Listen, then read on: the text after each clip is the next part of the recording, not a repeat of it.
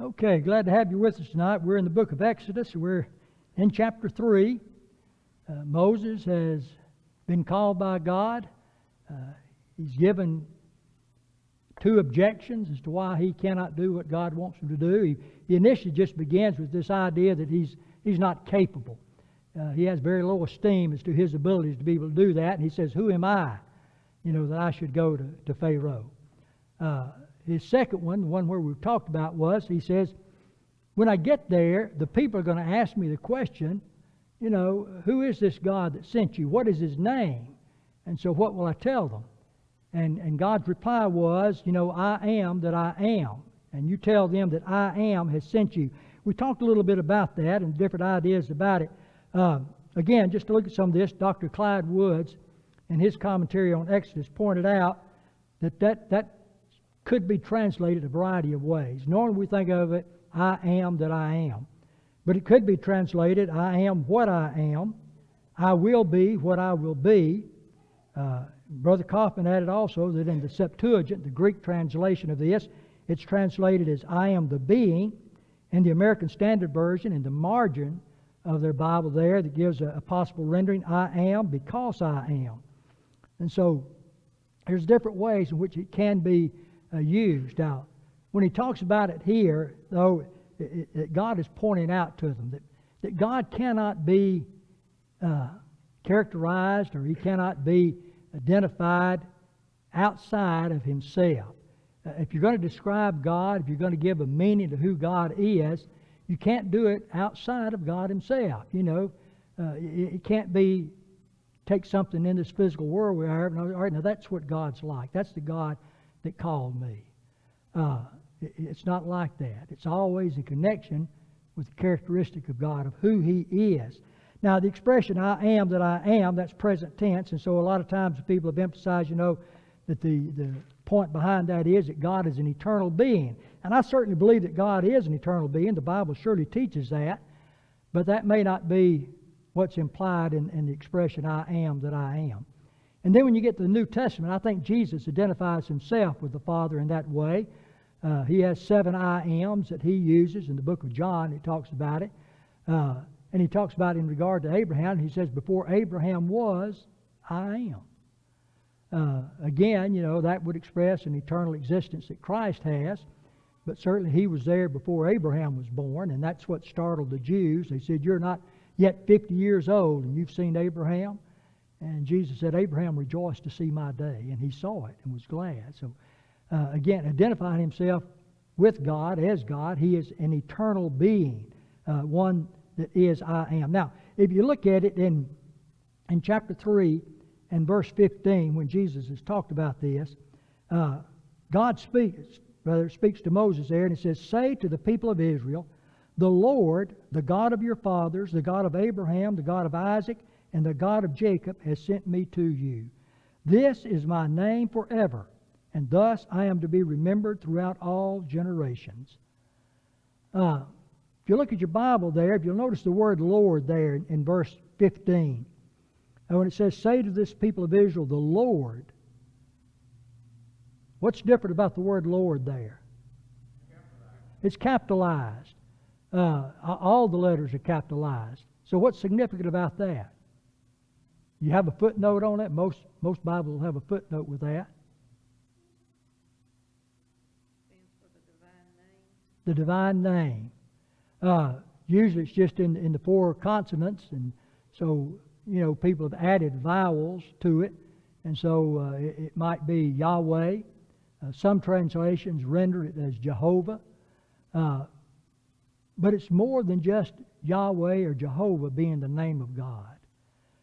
God identifies himself not just by that name, but if you'll notice what he says in regard to that, he says, the Lord, the God of your fathers, the God of Abraham, the God of Isaac, and the God of Jacob. And so it's identified with Abraham, Isaac, and Jacob. And throughout the Old Testament, you see God being identified that way. Now, I thought about it. If Richard had been in class, there was something I'd have pointed out just for him.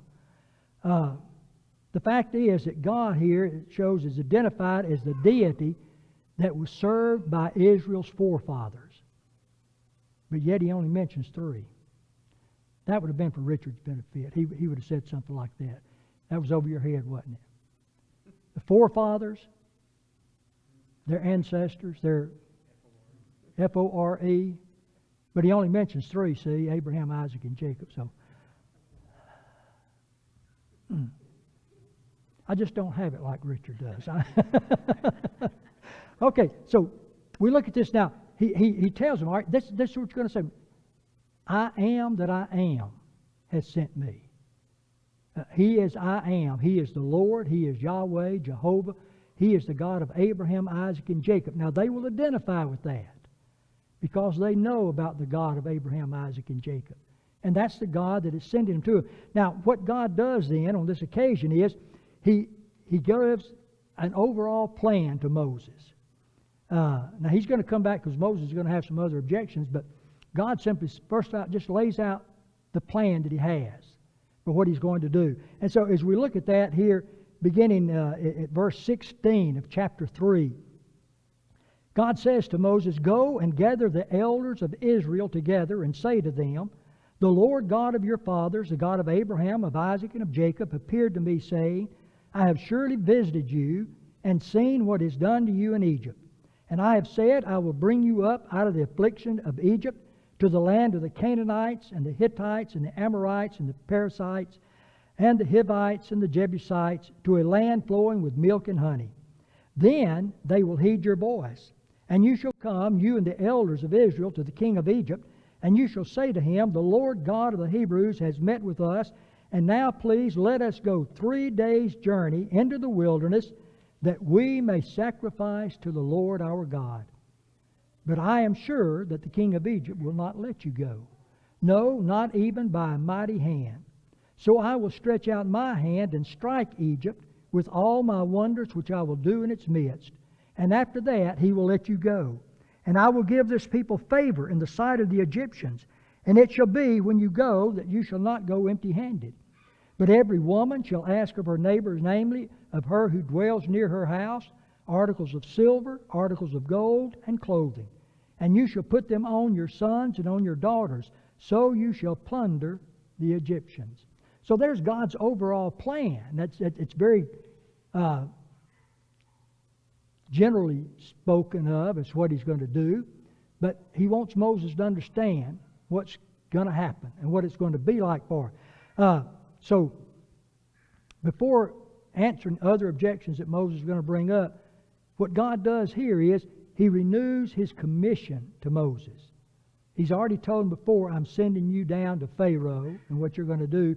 But Moses has had objections, so now God's renewing that and saying, here's what I want you to do. I'm sending you down to Egypt, and these are the things you can do. So when you get there, the first thing He's going to do is to call the elders together. Now, who are the elders?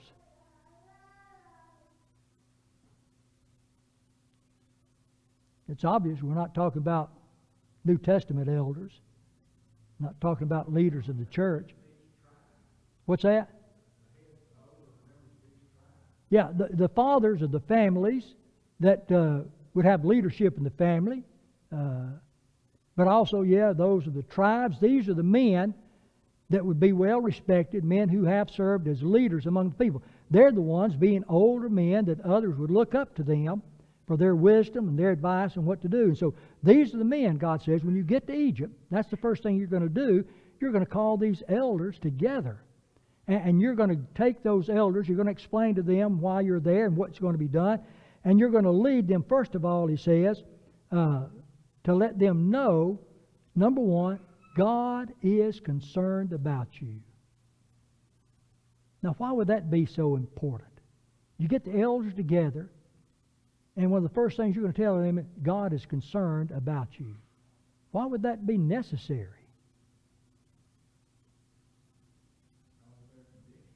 Because of their condition. You know, they've been in Egypt now for over 400 years, and a great amount of that time they have been as slaves in Egypt. They're having to work, 7 days a week. They don't have an off day. They are beaten. Sometimes some of them are killed. in the work they have to do. They're given the hardest work in construction, and they're wondering, why has God forgotten them? And in their mind, they're thinking, God doesn't care about us. So God is telling Moses, you call the elders together, and this is the first thing you've got to impress upon them, that God is concerned about them. Now, that's already been mentioned 3 different times here by God to Moses. It's mentioned back in chapter 2 about it. Look in chapter 2 at verse 24 and 25. And God heard their groaning, and God remembered His covenant with Abraham, with Isaac, and with Jacob. And God saw the people of Israel, and God knew their conditions. Okay, He has seen their condition, what's happening to them. He's heard their groanings. They are living a life of great difficulty. They're crying out. But, maybe 200 years now have gone by that they have served as slaves in Egypt. And there's been no change. When the king that was trying to kill Moses, when he dies, they had initially maybe thought that now they'll have some relief from this, but it wasn't. They continued on as slaves, continually being mistreated and abused in that work. And so it just seems natural that their faith being weakened, they'd get to the point where they think, God doesn't care about us. And so God said, that's the first thing you got to do, Moses. Let them know that God is concerned about them. Then it mentions the same thing in chapter 3, verses 7 to 9. God said, I have seen the affliction of my people who are in Egypt, and have heard their cry because of their taskmasters. I know their sufferings, and I have come down to deliver them out of the hand of the Egyptians, and to bring them up out of the land to a good and broad land, a land flowing with milk and honey. So, God knows, and He wants them to know that He knows. And He's not indifferent to what's happening to them. And here God says, I am going to come down, I'm going to deliver you, and I'm going to bring you up to that land that I had promised to Abraham, years and years before, 400 and something years before I promised that to him. And it's going to be a land flowing of milk and honey. It's going to be a great place to live. And so He's assuring them of that. He wants them to know that. And He assures Moses here, and this is important because Moses forgets about this. He assures Moses that when he goes to these elders and talks to them and tells them this, they will believe him.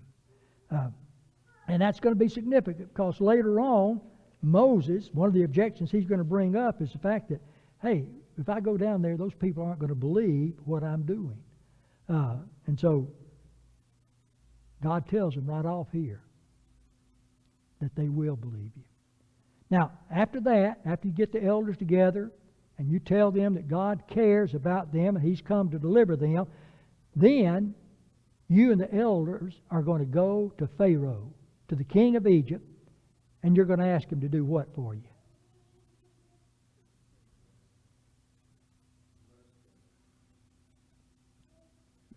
It's more than just let us go. Yeah, it's limited. Let us go 3 days' journey. Why? So they can sacrifice to God, to worship God. Now, that's not an unreasonable thing. It's amazing to me sometimes when I read what people write about this. There are those that says, again, this is almost like God and Moses are lying to Pharaoh. And you just let us go 3 days into the wilderness to worship God, and they have no intention of coming back. They're going on. Well, I don't think that's what God had in mind here. First of all, think about how many people, how many Jews are enslaved down in Egypt. We talked a little bit about 3 million, 2.5 to 3 million people. The account that's given of the men who are able and old enough to go to war, there were 600,000 of them. And so that's 600,000 men, at least of 20 years or older. That's not counting those that are younger. That's not counting the women and the children, the babies and everything. So it could be anywhere from 2.5 to 3 million. How far do you think 2.5 to 3 million people could get on foot in 3 days?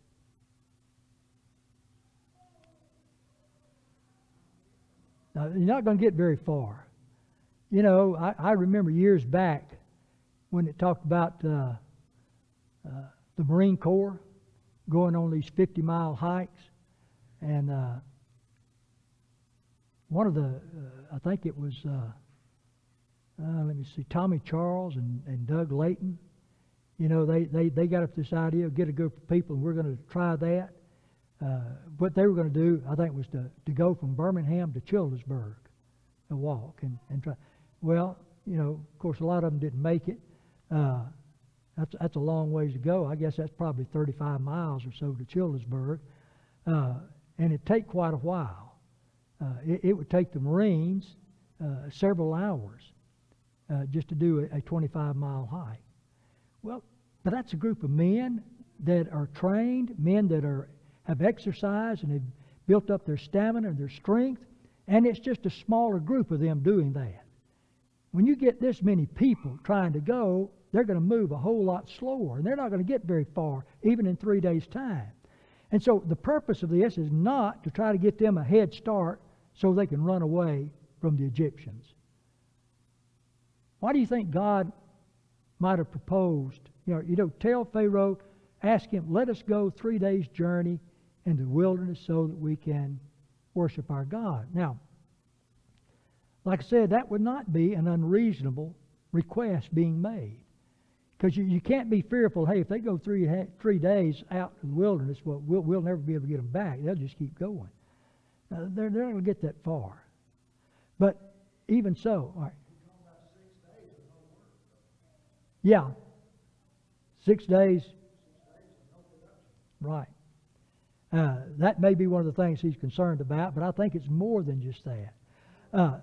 When God does this, I think God had a reason for doing it. And when he makes a reasonable request of Pharaoh, and he refuses to let them do it, that just shows the obstinacy of Pharaoh.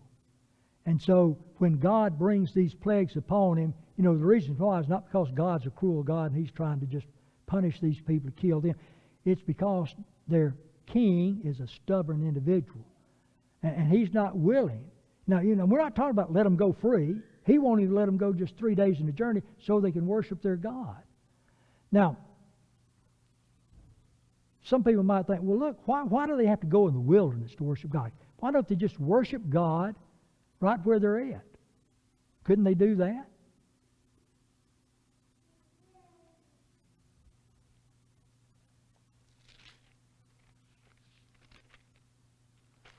See if I can find this verse here that's over in chapter 8.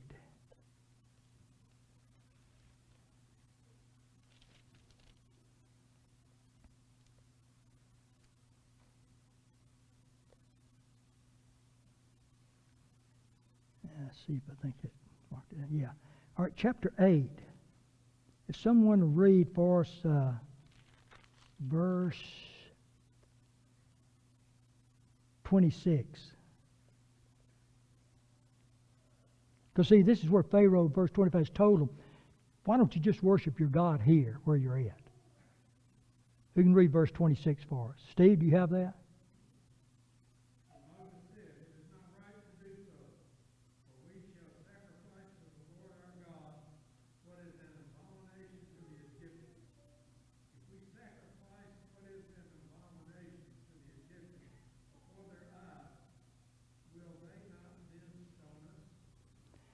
So Moses, here's why we can't do it here in Egypt.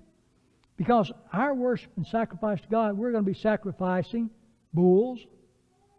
And the bulls were a sacred animal to the Egyptians. They represented one of the gods that they worshipped. And so if these, and some of the Egyptians never sacrificed a whole animal, but so if these Jews start slaughtering these bulls and burning them, to the Egyptians, they're going to look at that. You're burning our gods. And so they're going to turn against the Jews, and they would put them to death for what they're doing. And so Moses explains to Pharaoh, that's why we can't do that. That's why we need to be able to go out in the wilderness, away from the Egyptians, where they won't know what we're doing, where they won't see that. And so that's the purpose behind it, to do that. So God tells them, though, this is what you're going to do. You're going to go to Pharaoh, you and the elders, and you're going to say, let us go 3 days in the wilderness so we can worship our God and sacrifice to Him. And then God tells them something that's kind of, to me, I think would have been disappointing. God says, but He will not let you go. Now, that sounds like that would be something that would be discouraging to Moses. Now, Moses already has given up to God 2 reasons why he doesn't think that he can do what God's wanting to do. And now you're telling me to do this, and it's not going to accomplish anything. I'm going to let us go out here to worship God, and you're telling me He's not going to let us go? Now, if I tell the people, we're going to ask Pharaoh to let us go out 3 days and worship God, and then God has told us He's not going to let us go. That's got to be discouraging. Now, these people, Moses has been fearful already. They're not going to believe me when I come to them. They're not going to believe that God has spoken to me and I'm here to deliver them. But when he's persuaded to do that, and then he's going to tell them, let's go to Moses, go to Pharaoh, and we're going to ask, let us go out to worship our God. And then Pharaoh tells them no. Now, he tells the people, God's told me we need to go, and we need to tell Pharaoh, let us go and worship our God. And so they do that, and Pharaoh says no. Well, to me, I would think the people are going to begin to think, maybe God of Abraham, Isaac, and Jacob is not the God that spoke to Moses. Because He's told them to do something, and it doesn't happen. So they would be discouraged by it. But yet, as I thought more and more about it, I thought, no, in reality, I think that would be an encouragement, both to Moses and to the people. If God says, you go make this request of Pharaoh, but Moses, I'm telling you, right now, he's not going to let you go. Now, how can that be an encouragement to Moses?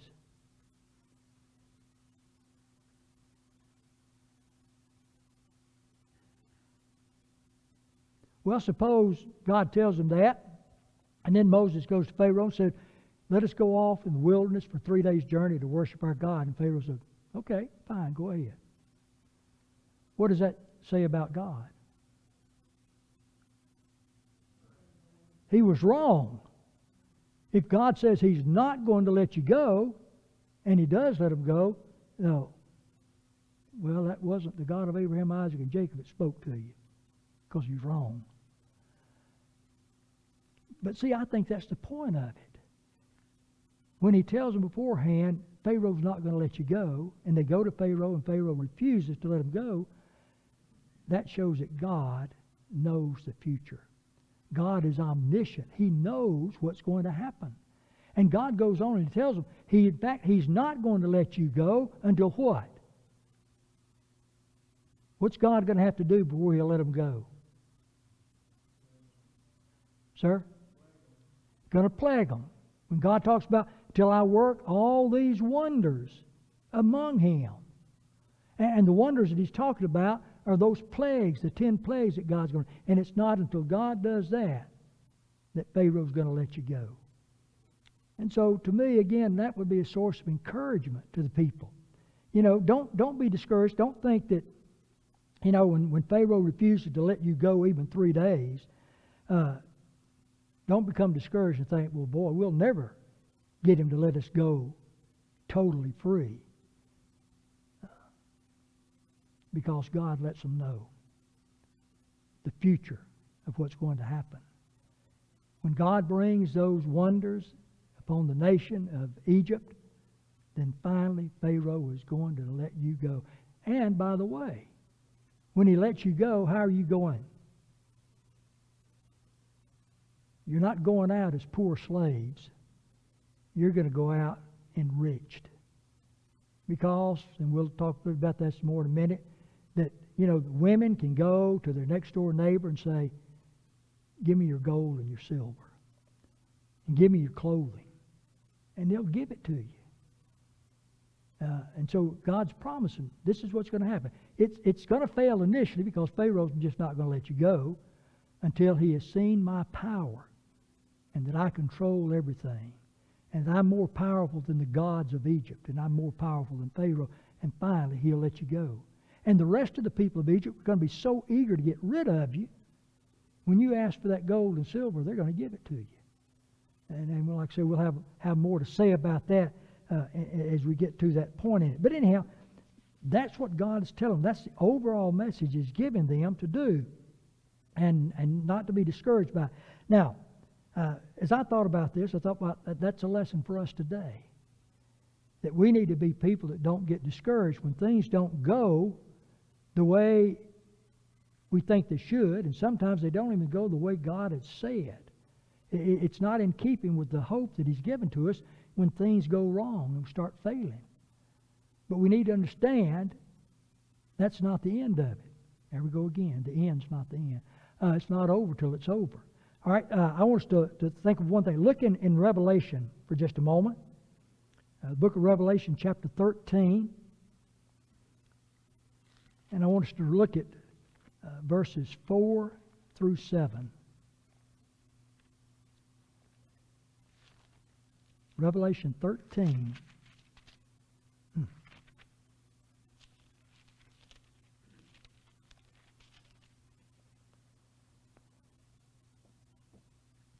Darnell, could you read that for us, please?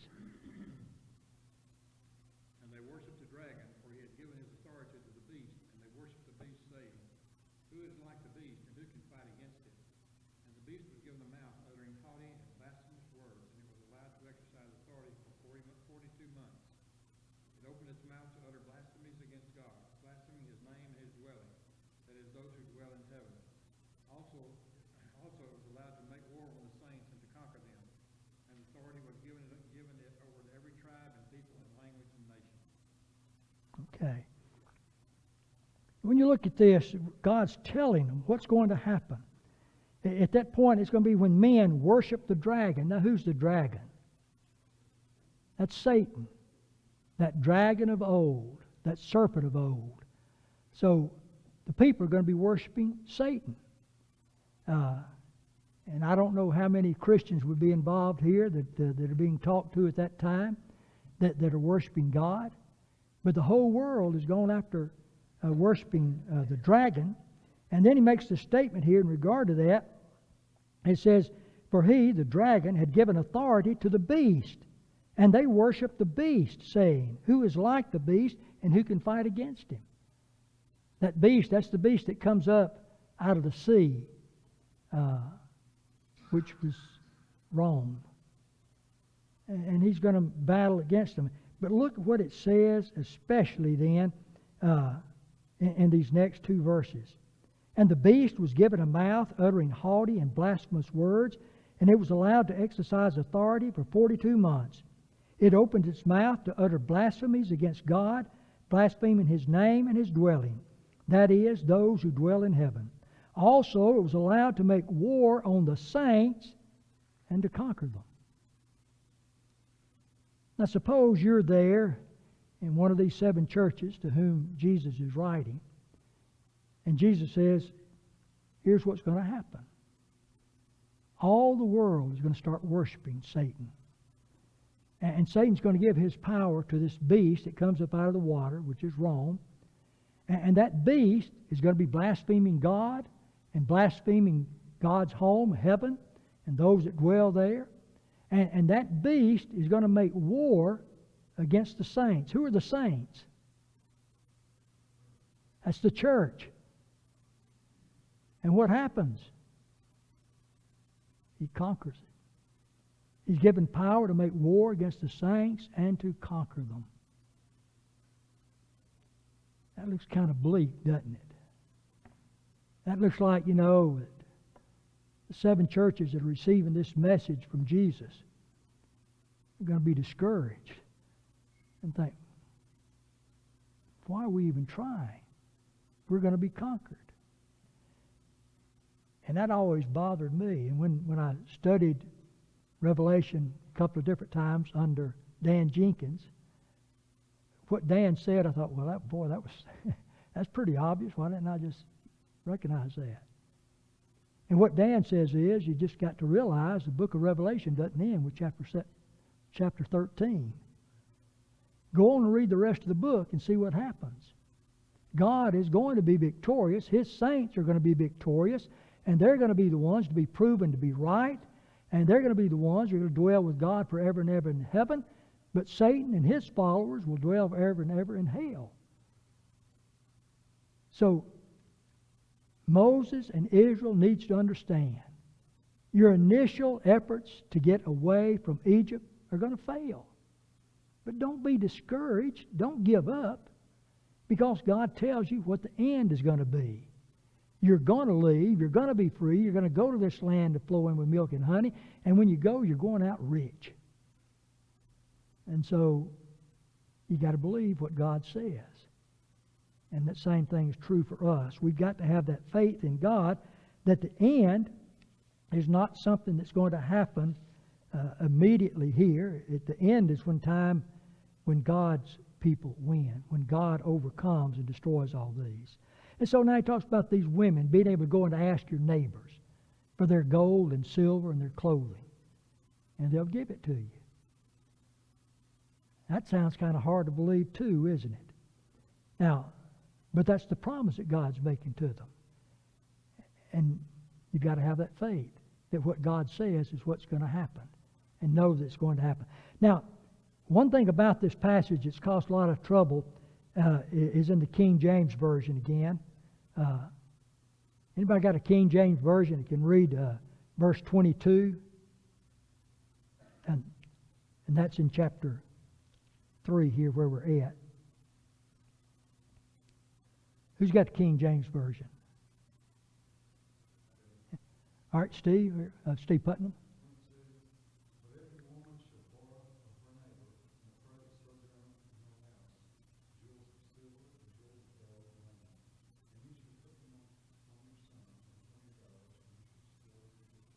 Okay. King James Version says, but every woman shall borrow of her neighbors. What does the word borrow mean? You're going to give it back. I've understood that, but I went ahead and wrote down exactly what the dictionary said. Borrow is defined as to get something from another with the understanding that it will be returned. And so people would read that Bible there, and they'd say, look. See, that's where God and Moses are deceiving the Egyptians. They're saying, hey, let us borrow that. And the understanding being, if I borrow, that means I'm going to give it back to you. When that's not their intention at all. They're going to take that with them as they go off to that land of promise. And that gold and silver and clothing they get from the Egyptians, they're keeping for themselves. And so there's that belief again. Those people who don't believe in God, those people who don't believe in Christ, they don't believe the Bible as being the Word of God, they like to point to things like that. The problem is, everything that I've looked at and every translation I looked at suggests that was a poor translation to render that borrow. When I looked, the American Standard Version, Revised Standard Version, New American Standard Bible, the NIV, and I believe also the English Standard Version, all of them, instead of using the word borrow, they use the word ask. A-S-K. You ask of your neighbor. You're not borrowing it. You're asking them to give it to you. And again, Adam Clark, in his discussion about this, says, this is certainly not a very correct translation. The original word, sha'al, signifies simply to ask, request, demand, require. But it does not signify to borrow in the proper sense of that word. You're asking for something, you're demanding something of them. And so that's what they're doing. They're demanding of these Egyptians, you give us your gold and your silver and your clothing. And they're going to give it to you, God says, so you're going to go out enriched. Now,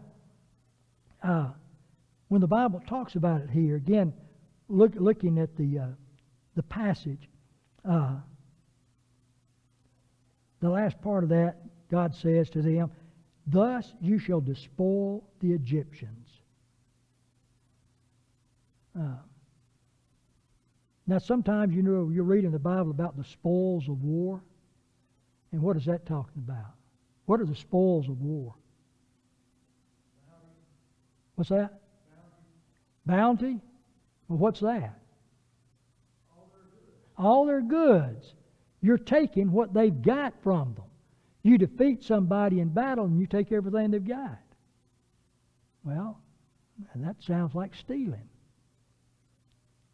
But when God says, thus you will despoil them. Again, I have no idea about the Hebrew or anything, and I have to depend upon people who know it, who studied it, as to what's being talked about here. First of all, to remember the fact that these Jews who are going to be asking for this are those people who've been working all their lives as slaves for the Egyptians. And their working as slaves has enriched the nation of Egypt, but it's also enriched the individual Egyptian people because they've got all that free labor. And so they're saving that money, and that money they're saving means they're enriching themselves because of that. But it's interesting to look and see what that word despoil means here. Again, it's used to signify the recovery of property that has been taken away by violence. And so you're not stealing from them. You're taking back from them what they have taken by violence from you. Yes, sir, Jack?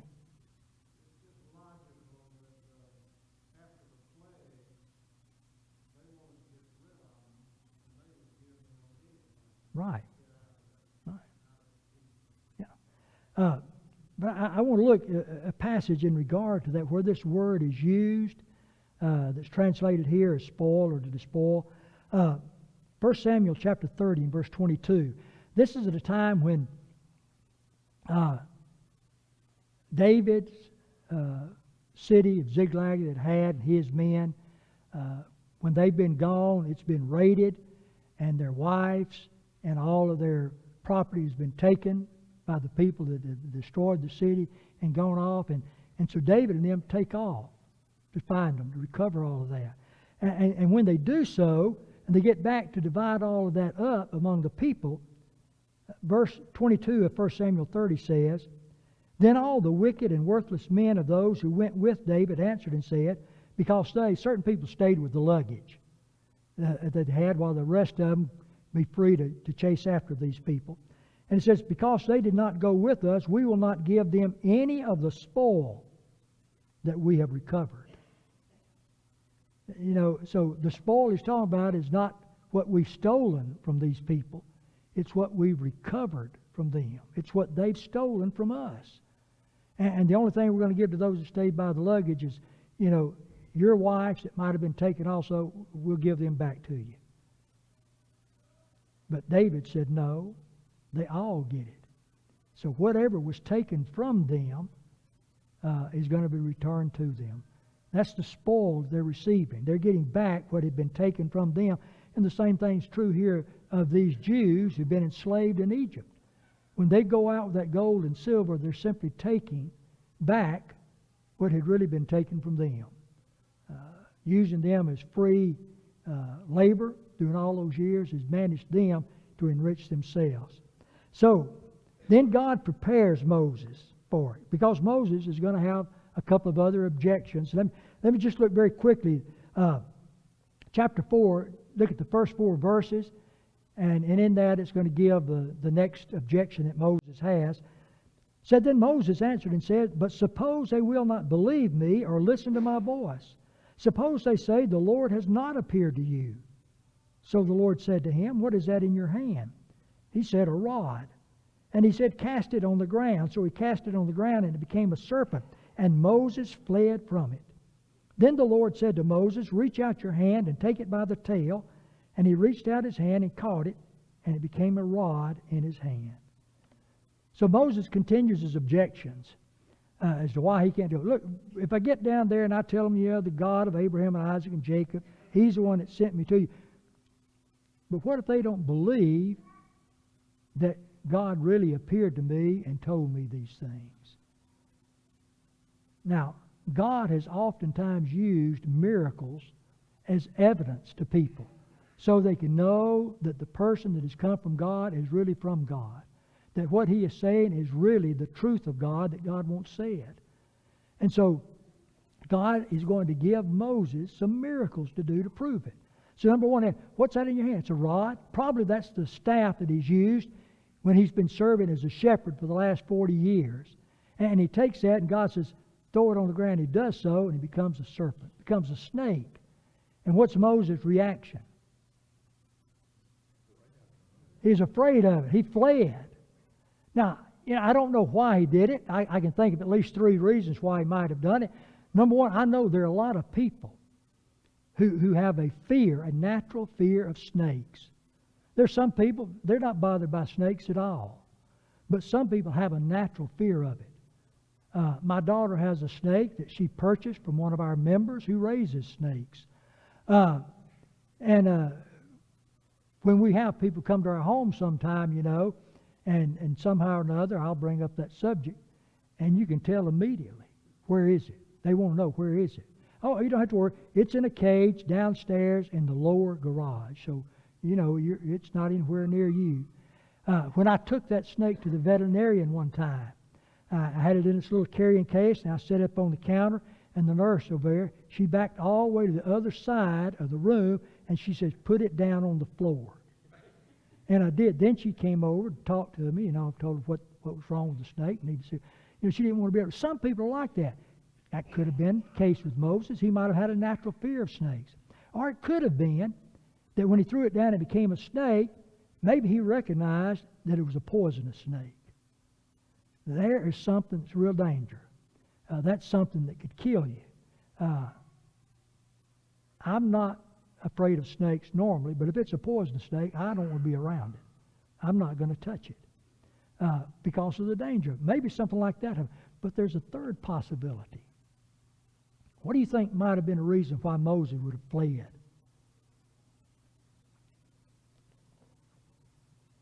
This is just an idea I had about it. But he's had this rod now for 40 years. Working as a shepherd, he's had it with him every day. Maybe he was slept with it. I don't know. And God says, throw it on. Go, okay. And that rod that he's been carrying around all this time suddenly becomes a snake. Just the very surprise of something like that happening would have shocked a person. And I could see where that might have caused him to flee from it. What is this I've been carrying around all this time? To see something like that happen. But it's a miracle that God's given him to do. And if the people say, how do we know that the God of Abraham, Isaac, and Jacob spoke to you and told you this? Throw it down. Let them see that. And if that doesn't work, he's going to give him 2 more miracles to do. And Lord willing, next week we'll talk about those 2 miracles and the importance of them. The hand being turned leprous, and then water from the Nile turning to blood. So our time's gone. We're a little over, so